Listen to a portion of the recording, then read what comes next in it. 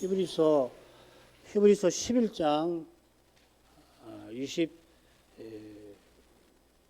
27절부터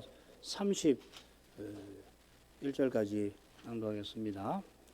믿음으로 애굽을 떠나 임금의 노함을 무서워 아니하고 곧 보이지 아니하는 자를 보는 것 같이 하여 참았으며 믿음으로 유월절과 피 뿌리는 예를 정하였으니 이는 장자를 멸하는 자로 저희를 건드리지 않게 하려 한 것이며 믿음으로 저희가 홍해를 육지같이 건너서나 애굽 사람들은 이것을 시험하다가 빠져 죽었으며 믿음으로 7일 동안 여리고를 두루 다니며 성이 무너졌으며 믿음으로 기생 라합은 정탐꾼을 평안히 영접하였으므로 순종치 아니한 자와 함께 멸망치 아니하였도다. 거기까지입니다.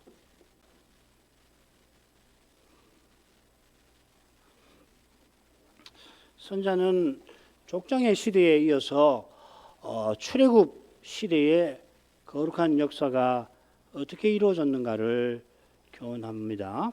7번 믿음으로 하고서 그 역사를 기록을 하였는데 이것은 하나님께서 시대마다 신실히 그 역사를 이루어 가신 그걸 나타내려 하는 것 같습니다. 쓰임받은 용사들의 믿음도 물론 말하는 것이지만 이것이 더 본질적인 것 같아요. 이 진리가 모세의 출생과 사명 자각에도 잘 드러납니다. 모세가 나이 40세가 되어서 바로의 공주의 아들이라 칭함을 받기를 거절하고 자기 백성과 함께 고난받기를 기꺼이 택한 이 일은 이 육의 몸을 입고 있는 사람에게서 육의 몸을 입고 있는 동안에 사람에게서 도무지 나올 수가 없습니다. 우리가 다 입고 있는 이 육의 몸은 썩고 부끄럽고 연약한 것이라 이런 몸을 입고 있는 우리에게는 이집트의 모든 보화만큼 바랄 만한 게 없을 것이에요. 보화라고 새긴 낱말은 어떤 뜻이냐면은 이 보물창고, 곡간이라는 말이 있어요. 신약시대, 신약성경에. 아마 이스라엘이 노예로서 짓고 있던 국고성, 그걸 겨냥하고 선자가 이 말을 쓴 것이 아닐까 그런 생각이 듭니다. 세상 나라는 노예들을 착취해서 자기네 안전과 행복을 위한 재물과 무기를 쌓아놓는데 그게 국고성이죠. 모세는 아브라함처럼 하나님의 성을 상속받고자 했던 겁니다. 하나님이 주시는 영원한 나라, 물론 바랐지만은 그 나라를 주시는 하나님을 그가 바라보았던 것입니다. 그게 상속 개념에 있는 거죠, 그죠? 하나님의 아들. 이처럼 모세가 자기 백성의 구원을 위한 소명을 깨닫고서 이 소명을 이루려고 모든 것을 뒤로 하였습니다. 버렸습니다마는 그러나 그가 사람의 힘으로 행한 탓에 무려 40년 동안 광야에서 연단의 시절을 보내도록 하셨습니다. 하나님이 출애굽이라고 하는 위대한 일에 그를 쓰시려고 그를 연단시키신 것입니다. 자, 지난 시간에 이어서 27절로 갑니다. 믿음으로 애굽을 떠나 임금의 노함을 무서워 아니하고 곧 보이지 아니하는 자를 보는 자같이 참았으며 27절은 모세가 주어예요. 앞에 계속 모세에게 나오지요. 모세가 이집트를 떠났습니다. 이 떠난다는 낱말이 히브리서에 단 2번 나옵니다. 이것과 또 한 군데가 어디 나오냐면은 짝을 이루는 대목에 이 게다가 두려워하다는 낱말이 함께 나옵니다. 그게 4장 1절이에요. 그러므로 우리는 두려워할지니 그의 안식에 들어갈 약속이 남아 있을지라도 이 떠난다는 말이 여기는 남아 있다 이렇게 쓰였습니다. 그러니까 여기는 4장 1절에는 남아 있다. 그리고 이 11장에는 떠난다. 뜻이 다르니까 뭐 얼른 봐서는 상관이 없겠다 싶으지만은 그렇지 않습니다. 눈앞에 현실에 매여서 장차 남아있는 이 안식을 등지는 일이 생길까 선지자가 두려워하죠. 선지자가 두려워하던 그 일이 광야에서 여러 번이고 일어났던 것입니다. 가나안에 들어가게 하시려고 정탐꾼을 보내달라 허락을 하셨는데 그 결과로 이스라엘은 이집트로 돌아가려 했습니다. 모세는 달랐죠. 그는 처음부터 이집트를 버렸습니다.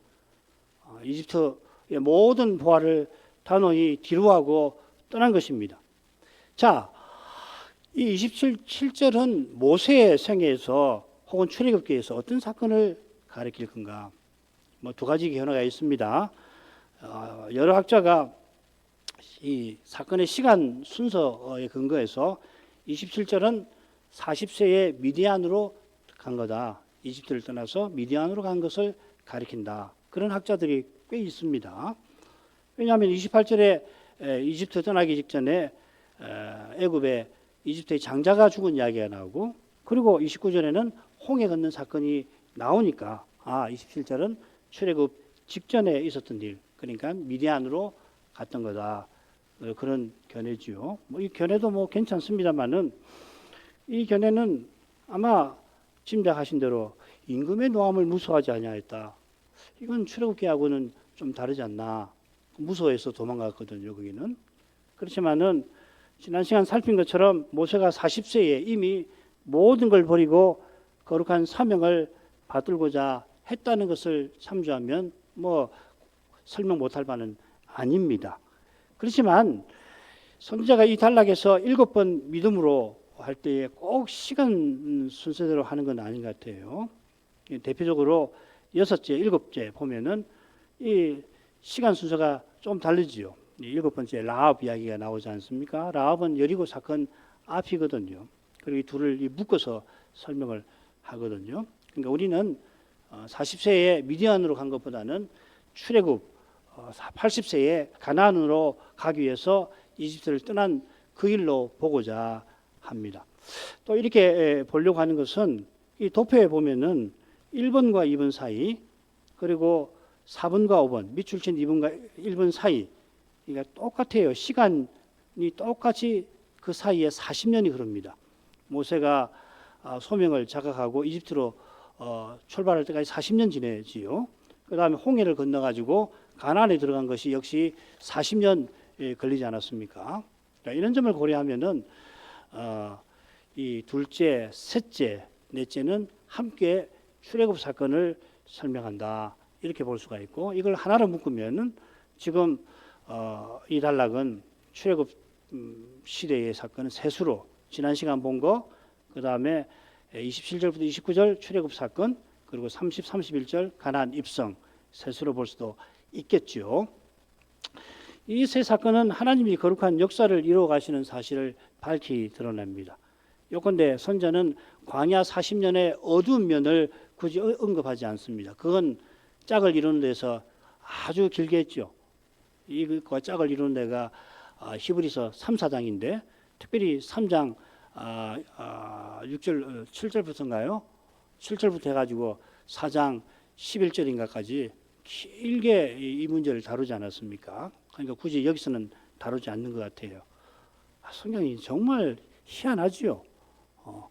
이게 이 선자 머릿속에 다 있는 거예요. 이런 줄거리가 앞에서 이걸 다루고, 그 다음에 짝을 이루는 여기서는 40년 동안에 방황했다는 그거보다는 믿음으로 홍해를 건넜다.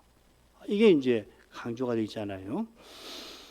이건 뭐냐면 하나님께서 친히 거룩한 역사를 이루셨다 하는 걸 환히 비춰줄 것이고, 이런 관점이 앞으로 혹시 우리가 출애굽기를 공부할 수 있으면 출애굽기를 보는 중요한 안목이 될 것입니다. 하나님이 거룩한 역사를 이루신다. 뭐 창세기도 그렇고요, 출애굽기도 마찬가지고, 신약은 더더구나 다를 바가 없지요. 이게 믿음으로라고 하는 우리의 믿음의 본질인 것입니다. 모세가 이집트를 떠날 때 임금의 노함을 무서워 아니하였습니다. 비슷한 표현이 모세 출생에 나왔죠. 그의 부모가 임금의 명령을 무서워 아니하고 모세를 숨겼다 했습니다. 이집트를 떠나기까지 바로가 얼마나 모세와 이스라엘을 협박했는지 성경이 증언합니다. 완강하게 바로가 이 이스라엘을 보내지 않으려고 했고, 여호와께서 여러 번 이적을 보이시니까 깜짝 놀라서 보내겠다 하고서는 다시 강팍해져서 그 약속을 몇 번이고 지키지를 않았습니다. 성경을 인용했는데 얼마나 많은지 모릅니다. 7장부터 출애굽기 11장까지. 이런 악한 왕을 모세는 두려워 아니하고 하나님의 말씀을 받아서 그에게 그대로 전했습니다. 이런 사람의 힘을 넘어서는 거예요. 루터가 친척, 재물, 생명, 원수가 취한들 상관이 뭐냐 한 것처럼 더욱이 사도가 사망아 너의 이김이 어디 있느냐 한 대로 하나님을 경외하는 데서만 이렇게 말씀을 전하고 말씀을 좇을 수 있는 거예요. 말씀을 전하는 일은 또 마찬가지고 말씀을 받아서 말씀대로 사는 것은 생명을 걸어야 되는 겁니다. 뭐 항상 뭐 순교한다는 이야기는 아니고 순교와 같은 그런 분명한 태도 이거 없이는 말씀 못 지키는 겁니다. 그건 뭐 이미 우리가 잘 알잖아요. 그런데 이 능력은 하나님이 주시는 거죠. 이것이 곧 보이지 아니하는 자를 보는 자 같이 그가 같이 하여 참았으며 한데 잘 드러납니다. 이 표현은 모세가 임금을 두려워하지 않고 이집트를 단호히 떠난 이유를 담고 있습니다. 이는 이러이러함이라 참았음이라 참았기 때문이다. 보이지 않는 자는 하나님을 가리킵니다. 하나님이 가까이 하지 못할 풀에 계시니까 아무도 스스로는 하나님을 보지를 못하지요. 보이지 아니하신 하나님이 자기 형상이신 아들을 통해서 자기를 드러내십니다. 창조 때는 하나님 형상대로 사람을 지으시는 일로, 종말 때는 이 형상이신 아들이 육신이 되어 죄인을 구원하시는 일로 드러내십니다. 우리가 그리스도를 통해서 하나님의 영광을 봅니다. 모세도 오실 메시아를 통해서 하나님의 영광을 뵙고서 사람이 감내할 수 없는 현실을 참을 수 있었습니다. 이 참는다는 말이 우리에게는 익숙한 표현입니다만은 이 낱말 자체는 신약에 한 번밖에 안 나옵니다. 구약에도 딱 한 번 나옵니다. 어디 나오냐면 욥기에 나옵니다. 욥이 인내했다 거기만 나오는 말입니다. 그러니까 이 선지자가 의도적으로 이런 낱말을 쓰는 거예요. 모세의 인내하고 욥의 인내를 연결시키는 거거든요.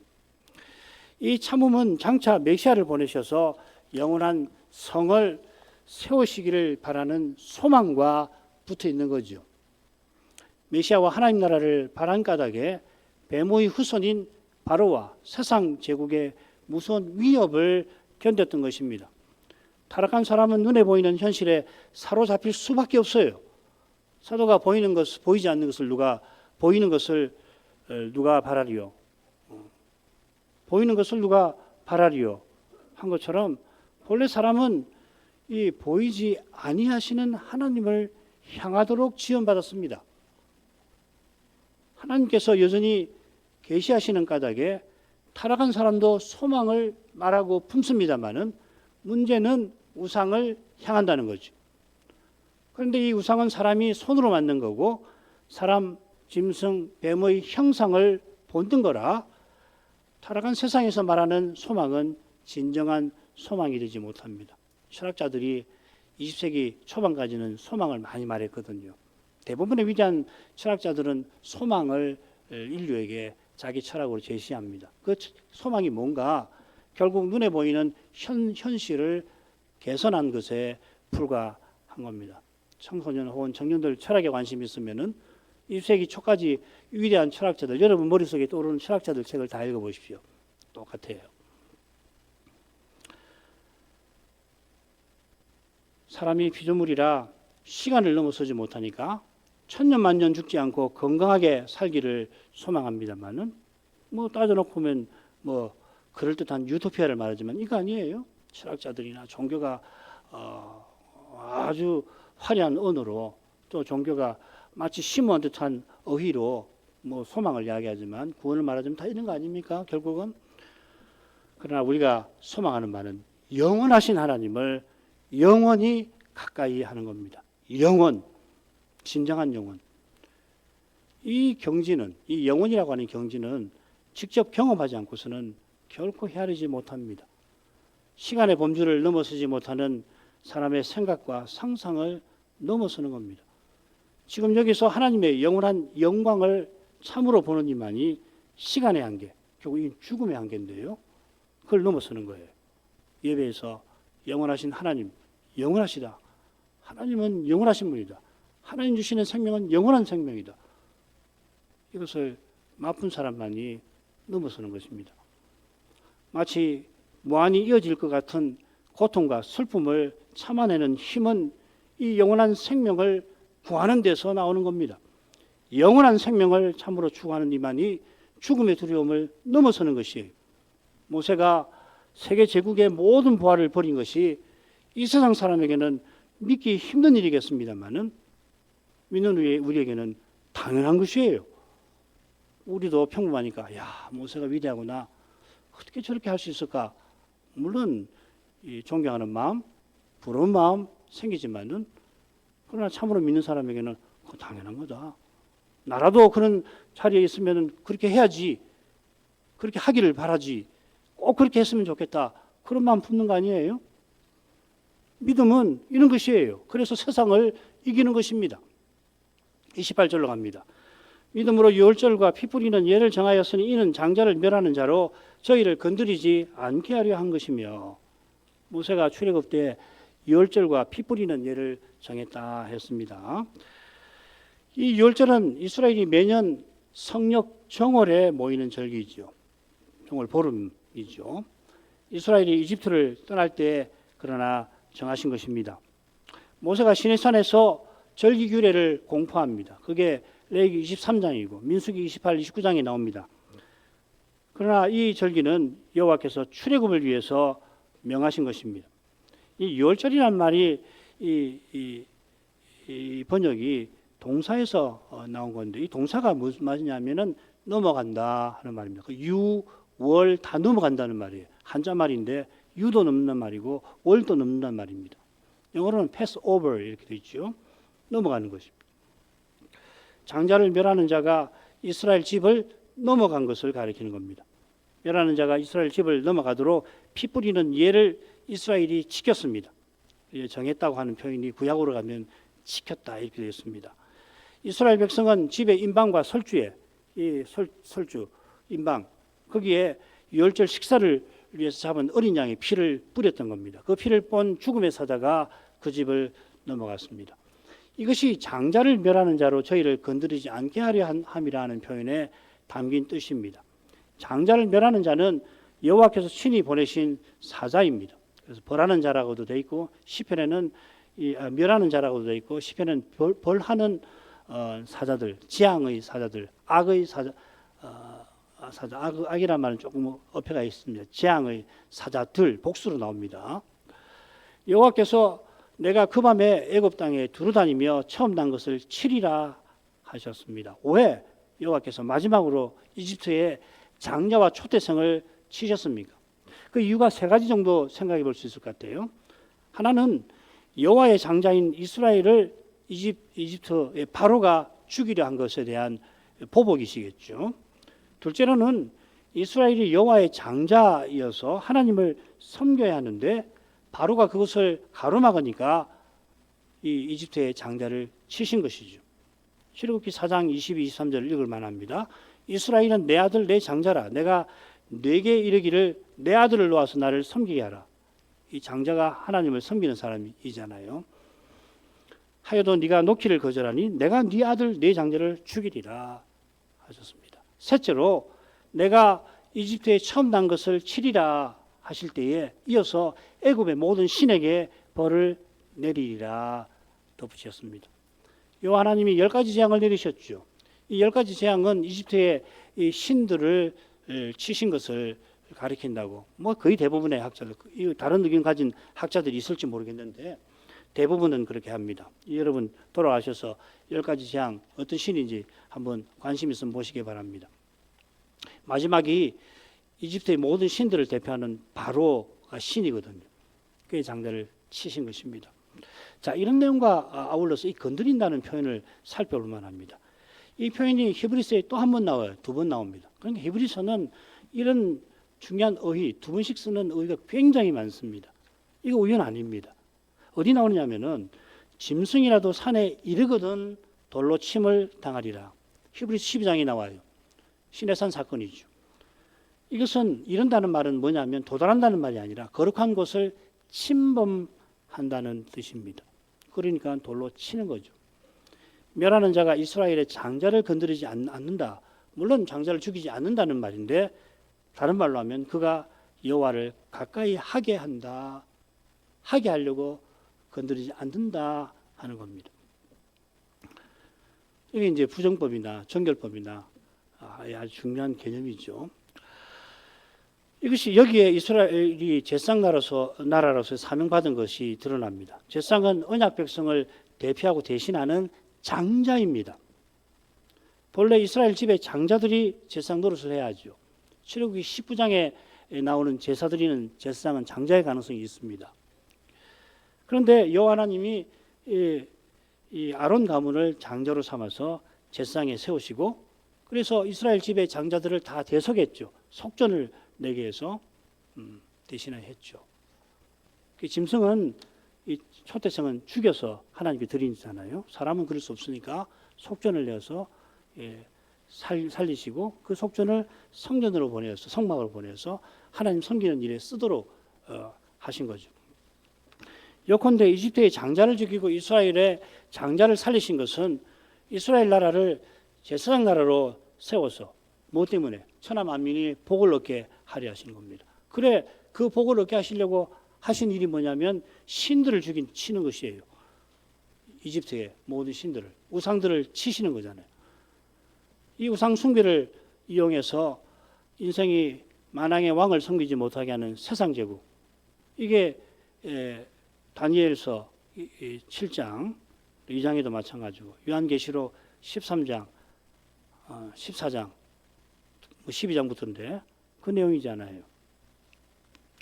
자, 그 다음으로 가십시다. 믿음으로 저희가 홍해를 육지같이 건너서나 애굽 사람들은 그것을 시험하다가 빠져 죽었으며, 바로가 여호와의 무서운 징계를 받고도 여전히 완고하여서 군대를 끌고 이스라엘을 뒤쫓았습니다.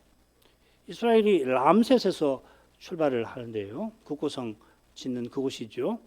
출발하자 여호와께서 영광구름으로 그들을 이끄셨습니다. 숫꽃이라는 말이 그것과 관계될 겁니다. 낮에는 구름 기둥으로 그들의 길을 인도하시고 밤에는 불 기둥으로 그들에게 비추사 주야로 진행하게 하셨습니다. 빨리 나가야 되는 거 아니에요, 이집트를. 대제국 이집트를 벌하신 여호와께서 이스라엘과 함께 하셔서 우선 어디로 이끄시냐면 시내산으로 이끄시는 거죠. 출애굽기 3장 12절이나 출애굽기 19장 4절을 보면 그게 잘 나옵니다. 출애굽기 19장 4절 보면 내가 어떻게 독수리 날개로 너희를 업어 내가 너희를 업어 내게로 인도하였음을 너희가 보았느니라. 참 신비한 말씀 아닙니까?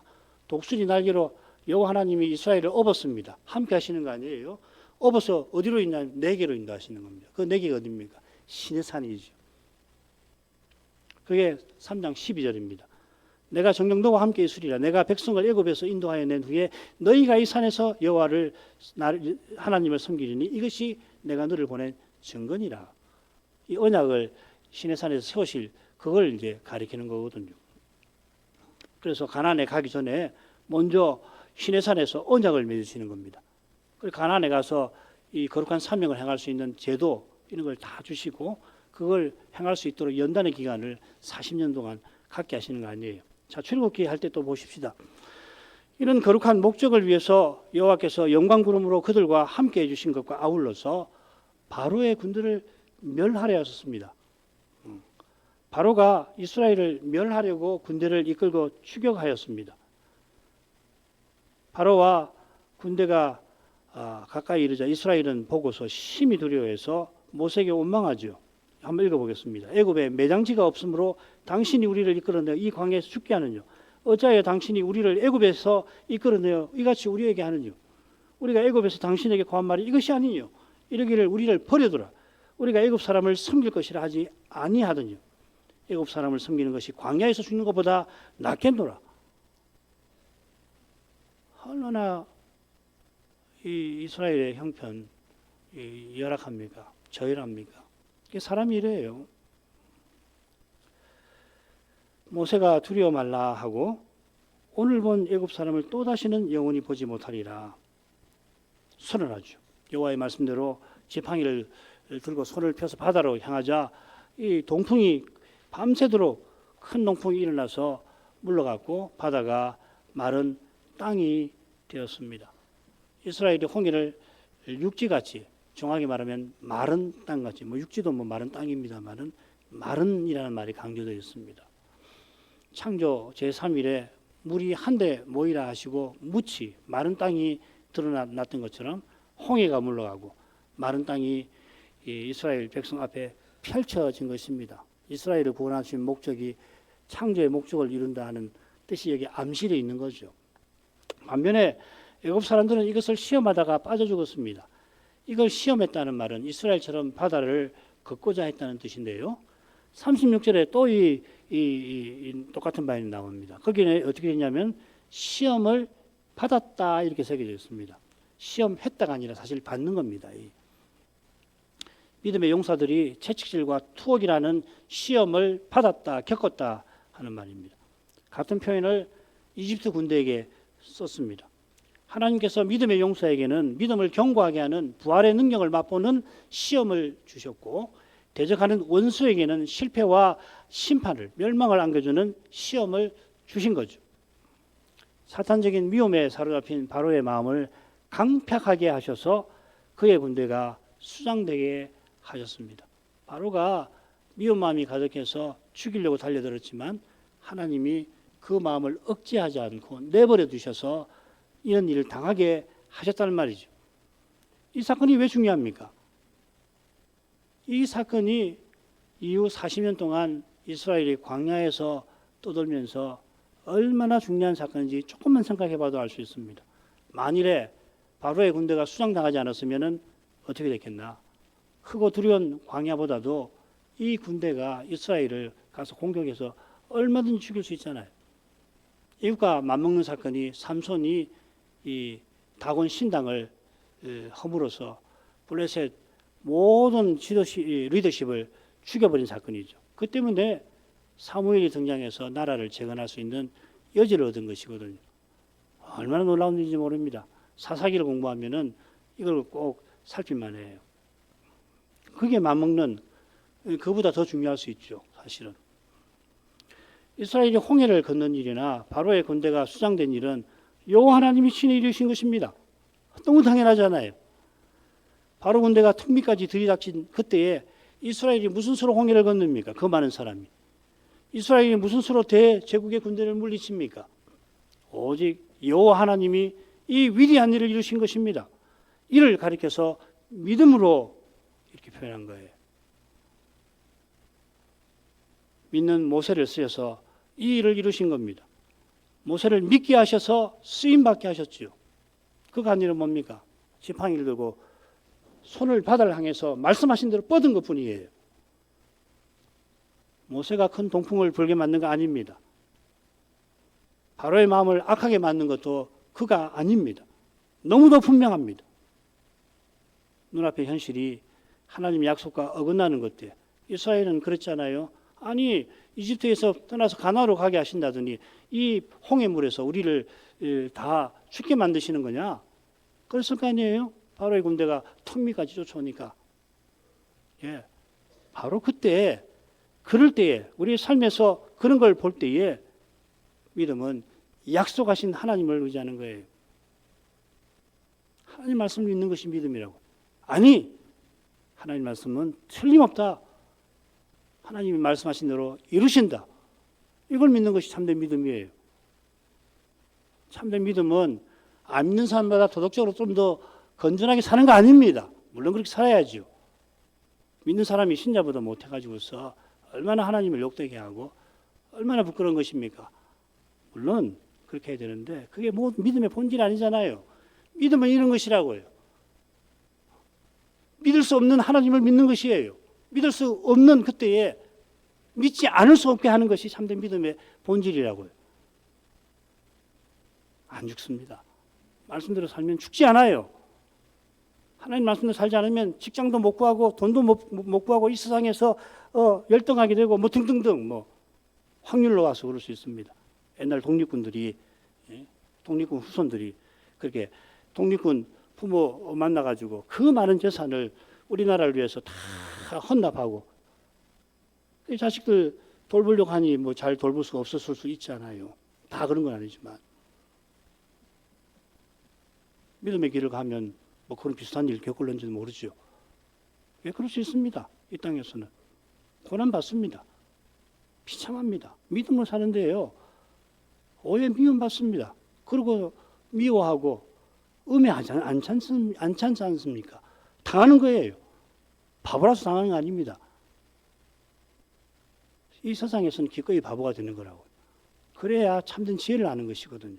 안 죽습니다. 예, 죽기도 하죠. 순교당하죠. 예, 순교당해 죽습니다. 그게 죽는 겁니까? 영원히 사는 거예요. 이게 믿음입니다. 이 믿음이 어느 시대든지 필요하지만은 우리 시대에 절실한 겁니다. 이 믿음 없이는 이 시대를 견딜 수가 없어요. 자, 그 다음으로 가십시다. 믿음으로 7일 동안 여리고를 두루 다니며 성이 무너졌으며 믿음으로 기생 라합은 정탐꾼을 평안히 영접하였으므로 순종치 아니한 자와 함께 멸망치 아니하였도다. 두 사건은 이스라엘이 40년 광야 생활을 끝내고 마침내 가나안에 들어간 그 일을 아주 요약을 해버려요. 광야 생활을 싹 빼버립니다. 선자는 흥미롭게도 이 두 사건을 의도적으로 뒤집어 기록합니다. 라합이 영접했다는 이야기 맨 나중에 나옵니다. 사실은 31절 끝에 나옵니다. 라합이 정탐꾼을 영접한 것이 여리고 무너지기 전에 있었지만 그 덕분에 멸망을 피했다 이 말이죠. 믿음으로 여리고 성이 무너졌습니다. 하나님이 여호수아에게 명하신 대로 이 놀라운 일을 이루신 겁니다. 여호와께서 이스라엘 모든 군대가 매일 한 번씩 성을 한 번씩 6 동안 돌게 하시고 제7일에는 7바퀴 돌라 지시하셨습니다. 이 지시대로 이스라엘이 7일 동안 여리고를 두루 다녔던 겁니다. 여호와께서 지시한 대로 행할 때에 그리하면 성벽이 무너지리라 약속하셨습니다. 제7일에 7바퀴를 돈 다음에 백성이 다 큰 소리로 외쳐 부르라 하셨는데 설마 하니 그 큰 소리 때문에 성벽이 무너졌겠습니까? 성벽이 무너진 이유는 오직 내가 여리고와 그 왕과 용사들을 네 손에 붙였다 하신 여호와께 있는 겁니다. 이 분명한 진리는 이스라엘 군대가 성을 돌 때에 제상 7이 7 양각 나팔을 잡고 언약궤 앞에서 행하게 하신 그 사실에 잘 드러납니다. 언약궤 앞에서 제상이 나팔을 분다는 게 뭡니까? 여호와 하나님이 이스라엘 군대를 진두 지휘하신다는 거 아닙니까? 여호와께 지금 여호와 자기의 전쟁을 수행하신다 하는 겁니다. 출애굽기 15장 3, 4절 여호와는 용사시니 여호와는 그 이름이시로다. 그가 바로의 병거와 그 군대를 바다에 던지시니. 소년 다윗이 골리앗과 맞서 그를 향하여서 전쟁은 여호와께 속하였다. 내가 만군의 여호와의 이름으로 너에게 나아간다 하였습니다. 훌륭한 종의 주의대로 다윗이 목숨을 걸고 죽을지도 모르지만은 내가 골리앗과 싸워봐야 되겠다. 그렇게 난 것이 아니라 나는 반드시 이긴다 확신하고 갔는데 사령관이신 여호와 하나님이 이 소년 다윗을 쓰셔서 골리앗을 취합을 시켜주신 것입니다. 골리앗을 죽이는데 다윗과 물맷돌을 쓰신 것처럼 여리고를 무너지게 하시는데 이스라엘 군대와 그들의 외침을 쓰신 것입니다. 이런 점에서 요단을 건넌 직후에 이스라엘들어 할례를 행하게 하시고 유월절을 지내게 하신 뜻이 크지요. 이게 여호수아 5장에 있거든요. 6장에 여리고 사건이 나오는데 먼저 할례를 행하라. 그리고 유월절을 지내라. 하나님을 가까이해서 섬겨라. 그러면 내가 전쟁을 친히 이룰 거다. 내가 구원의 일을 이룰 거다. 약속대로 행할 거다. 그 말씀 아니에요. 온전한 헌상을 드리라 하신 겁니다. 그들의 헌상을 받아 주의 일에 써주신 거죠. 이 시대에 주의 사명을 받드는 길도 똑같습니다. 나는 아무것도 아닌데 다만 그리스도를 믿고 하나님께 우리 전부를 헌상하는 것이에요. 여리고 성이 무너질 때에 성벽에 살던 라합은 순종치 아니한 자와 함께 멸망하지 아니하였습니다. 다 설명할 게 많은데 넘어갑니다. 너무도 유명한 사건이라 상세히 언급하지 않아도 알 것입니다. 라합은 이스라엘 정탐꾼의 말대로 붉은 줄을 성 창문에 매달았지요. 그래서 이스라엘 7째 날에 7바퀴를 돌 때에 여호수아가 기생 라합과 무릇 그 집에 동거하는 자는 살리라. 그래서 성이 무너진 후에 칼날로 모든 사람을 칠 때에 두 정탐꾼들은 라합과 그 식구들을 살리라고 특별 지시를 했죠. 믿음으로 라합이 정탐꾼을 평안히 영접한 까닭입니다. 이 평안이 좋은 번역인데요. 평강을 가지고서, 영어로 좀 쓰겠습니다. with peace. 이 평강이 히브리서에 중요한 표현이 나옵니다. 거룩함과 더불어 우리가 추구해야 할 바입니다. 우리가 가까이 하는 하나님을 평강의 하나님이라고 되었습니다. 라합이 평강을 가지고서 정탐꾼을 영접했던 것은 여호와를 경외한 데 있습니다. 너희 하나님 여호와는 상천하지의 하나님이시니라. 라합이 소문을 듣고 여호와를 경외한 것은 성신께서 그 소문을 써서 라합처럼 믿게 하신 거죠. 너무 당연한 건데 이 당연한 걸 우리가 참 있습니다. 성신이 아니면 말씀 못 깨닫습니다. 성신은 소문으로도 써서 깨닫게 하시고, 그런데 아무리 사람이 예를 써도 성신을 의지하지 않으면 하나님 말씀은 단 한 줄도 깨닫지 못해요. 마지막으로 손자가 기생라합이라고 했습니다. 멸시하려고 하는 거 아니죠. 세상에서 가장 멸시받는 그 사람을 하나님이 주님 나라에서 거룩한 역사에서 얼마나 귀히 쓰셨는가, 그걸 드러내려고 기색 라합이라고 했겠죠. 기도하겠습니다. 거룩하신 아버지, 이스라엘이 이집트에서 떠나서 가나안에 도착할 때까지 하나님께서 친히 거룩한 역사를 이루어 가시고 그 일에 원하시는 이들을 쓰신 것을 이날에도 일깨우십니다. 믿음으로 이스라엘이 홍해를 건넜다 하시고서는 선자는 여호와 하나님을 도무지 믿지 못하던 그들을 위하여서 여호와께서 친히 믿지 않을 수 없게 하신 그 거룩한 역사를 우리에게 가르쳐 보여줍니다. 모세가 말씀을 믿고서 지팡이 든 손을 바다로 펼칠 때 놀랍게 큰 동풍이 불어서 바다가 마른 땅과 같이 되었는데, 이 놀라운 구원은 오직 우리 하나님이 친히 이루셨습니다. 이집트의 신들을 치시려고 바로의 장자까지 치시며 만민이 우상 섬기는 데에서 벗어나 하나님을 가까이 하게 하실 그 목적을 유월절을 통해서도 보이셨습니다. 이 거룩한 목적이 결국 하나님이 사람 되셔서 친히 십자가 지신 데에서 이루어지도록 하신 것입니다. 이날에 그리스도의 십자가와 부활을 바라보도록 이끄십니다. 그리스도의 그 공효를 늘 의지하게 하십니다. 부활하신 주의 영광을 더욱 뵙게 하셔서 과연 주님의 몸과 지체답게 서나가게 해주시기를 이제도 간구합니다.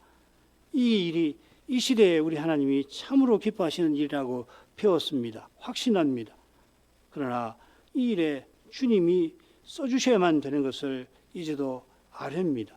쓰임받을 수 있도록 저희로 주님을 온전히 믿게 해주시고 예배마다 온전한 헌상을 드리게 하시옵소서. 참으로 믿게 해주옵소서. 참된 믿음으로 살아가게 해주옵소서. 예수님 이름으로 기도합니다. 아멘.